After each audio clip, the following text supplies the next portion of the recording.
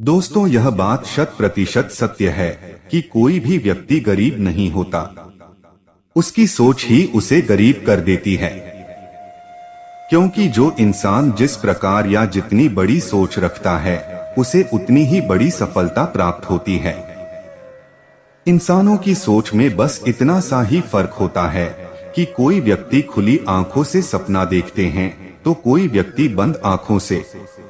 दोस्तों, आज इस वीडियो के माध्यम से हम उन बातों को जानेंगे जिससे आप एक ऐसी सोच विकसित करेंगे जिससे अपनी गरीबी को हमेशा के लिए समाप्त कर सकेंगे और फिर जीवन में कभी भी गरीबी नहीं देखनी पड़ेगी। तो चलिए अब आपका ज्यादा समय ना लेते हुए वीडियो को शुरू करते हैं। दोस्तों, एक समय की बात है, एक गुरु और शिष्य साथ में कहीं जा रहे थे। चलते चलते वह एक बड़े से खेत के पास पहुंचे।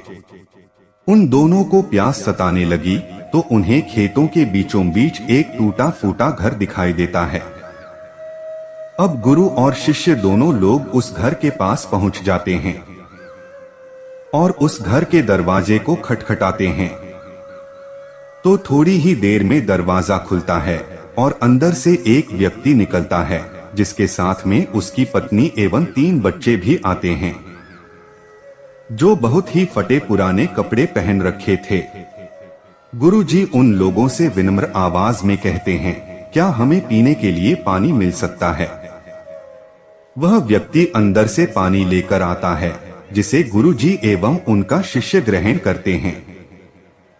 फिर अचानक गुरुजी उस व्यक्ति से कहने लगते हैं, आपका खेत तो बहुत बड़ा है परंतु इसमें कोई फसल नहीं है। फिर आप लोगों का गुजारा कैसे चलता है?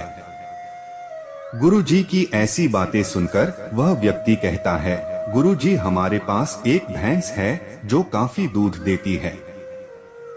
वही दूध बेचकर कुछ पैसे मिलते हैं जिससे हमारा गुजारा हो जाता है। इसी तरह बातों ही बातों में शाम हो जाती है।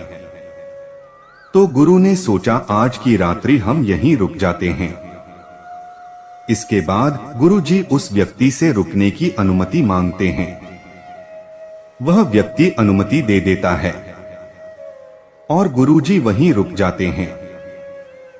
आधी रात बीत चुकी थी, तभी अचानक गुरुजी नींद से उठ जाते हैं और अपने शिष्य के कान में जाकर एकदम धीरे से आवाज देते हैं, इधर से चलो, अब हमें यहाँ से चलना चाहिए और इसके भैंस को भी साथ में ले जाकर जंगल में छोड़ देना है।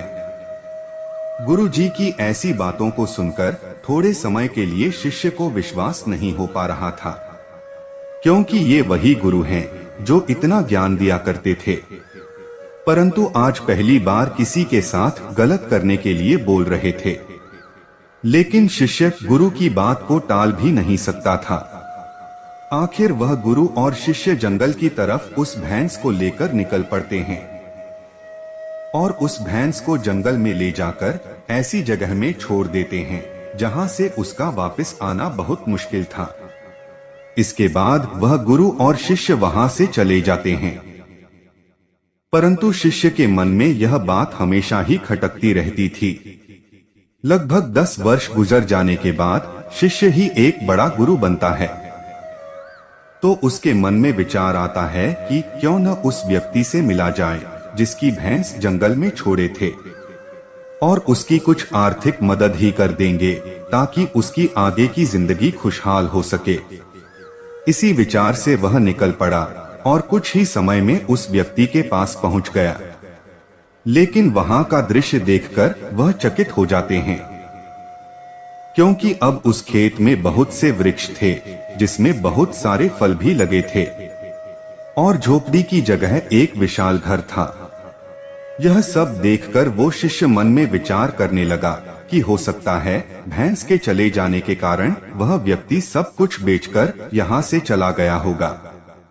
और यही सोचते हुए वापस लौटने लगते हैं, तभी उसकी नजर उस व्यक्ति पर पड़ती है। तो वहीं से उस व्यक्ति के पास जाकर कहते हैं, शायद आप हमें न पहचानते हैं, लेकिन कई वर्षों पहले मैं आपसे मिला था। तब वह व्यक्ति कहता है, मैं आपको कैसे भूल सकता है, आप तो उस दिन बिना बताए ही यहाँ से चले गए और उसी दिन हमारी भैंस भी न जाने कहाँ चली गई, जो आज तक नहीं लौटी।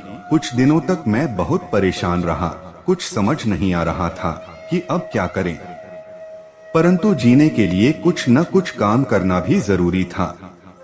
इसीलिए मैंने लकड़ियों को काटकर बेचने का काम शुरू किया। जो भी पैसे मुझे मिले उसे मैंने अपने खेतों में खर्च करके फसल उगा लिया। फसल बहुत अच्छी हुई, जिसे मैंने फलों का एक बगीचा लगवा दिया, जिस बगीचे में बहुत अच्छे फल लगे और आज मैं शहर का फल बेचने वाला सबसे बड़ा व्यापारी हो गया। लेकिन यह सब कुछ कभी न हो पाता अगर वह भैंस यहाँ से न गई होती, क्योंकि उसी बहस के कारण मैं कोई दूसरा कार्य नहीं करना चाहता था। उसके जाने के बाद मैंने कार्य का दूसरा रास्ता चुना, जिससे मैं पैसा कमा सकूं। लेकिन आज मैं अपनी जिंदगी से बहुत खुश हूं और शहर का सबसे बड़ा व्यापारी भी हूं। यही बात सुनकर शिष्य कहता है, यह कार्य तो तुम पहले भी कर सकते थे। तब वह व्यक्ति बोला, कर तो सकता था, परंतु उस समय मेरी जिंदगी बिना मेहनत किए भी चल रही थी। इसी कारण मुझे कभी इस बात का एहसास ही नहीं हुआ कि मैं भी कभी कोई दूसरा काम कर सकता है।